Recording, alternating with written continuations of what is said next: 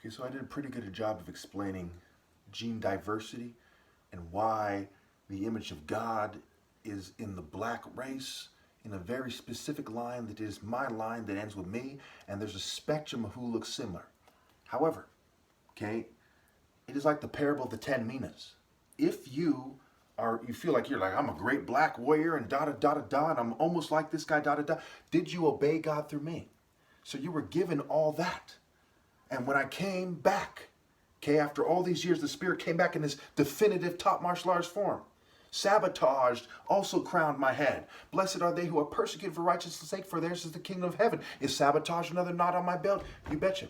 Okay, so after all that, okay, what were you doing as a proud black man, as a Nigerian, as an African American of Nigerian descent, or Brazilian, or Afro-Brazilian, Haitian, what have you? What were you doing at the time?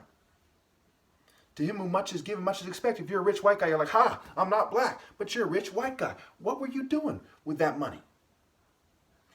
All you people saying we're Jews and they look to us first and all these people listen to me. What were you doing with that influence? All you celebrities, etc. So I was listening to Psalm 89:13. Your arm is endowed with power.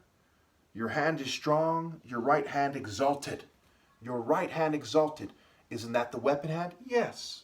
The Bible talks about God giving people a beating with the right hand. It even goes on, it says, your arm is endowed with power, right? With spiritual power. Not flesh-based garbage, it's beneath God. Spiritual power. Your hand is strong, your right hand exalted. Not because of technology or sabotage or poisoning and fuming. Because of spiritual power. The source of righteousness and justice. 14.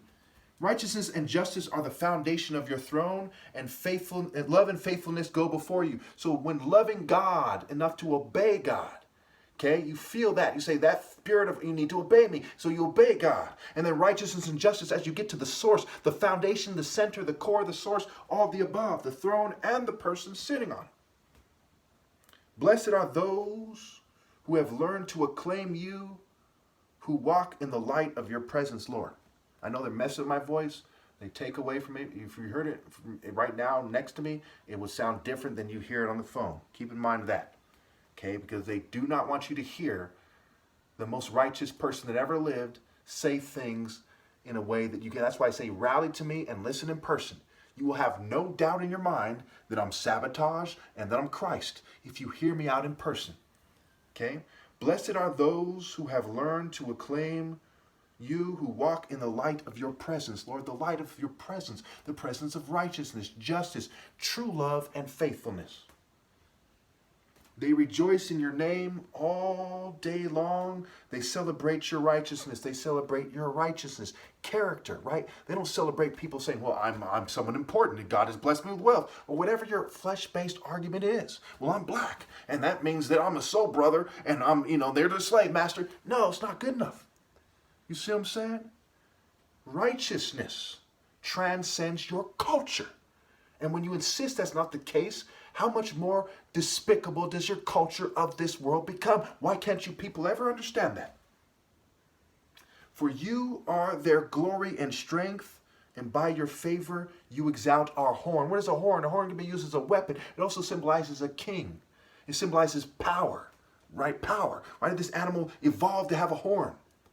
Okay, it's like sharp teeth, it's like claws. It's a form of exerting power in this world. Natural and spiritual power. To get to supernature, we have to go through nature. No artificial, no theater arts, no propaganda arts, no psychology, but truth. 18. Indeed, our shield belongs to the Lord, our King, to the Holy One of Israel. This is why it's vital to understand the difference between people. And me coming from a long line of righteousness, but so Cain could be born. People can be related to me. People can be brother, sister, whatever. And they don't necessarily come from that righteousness. It's RNA gene expression, natural gene expression. That's part of why it ends after me, because of tech, breeding, generational ill-got gains, generational cheating, okay, manipulating with gene expression, with technologies, and so on and so forth. Okay? So our King, indeed our shield belongs to the Lord, our King, to the Holy One of Israel. I belong to God. I am servant to God. I belong to God. God has mastered me, and I obey God. I am not God. I obey God. My message, my spirit, which is the divine order, is the commanding, so I speak with authority as the one God chose as leader. And in this very jealous secular nation and evil globalist planet and all the evil nations, there's all the nations of the world, they reject this argument. Okay? Because they don't want me to exert the authority from God. 19, once you spoke in a vision, to your faithful people you said, I have bestowed strength on a warrior. He said, I have bestowed strength on a warrior. So how did he describe David? As a warrior. I have raised up a young man from among the people. I have found David, my servant, with my sacred oil. I have anointed him. So David at that time was in the kind of Christ spirit. He's anointed. So whose son is David? He's the son of who's David the son of? He's the son of God in that sense. And whose son is Jesus? He's the son of God through David, through the idea of being a warrior king. So Christ, Psalm 89 makes it clear, is a warrior king of God with focused moral intensity and universal pinpoint and moral precision. I'll end right there for now.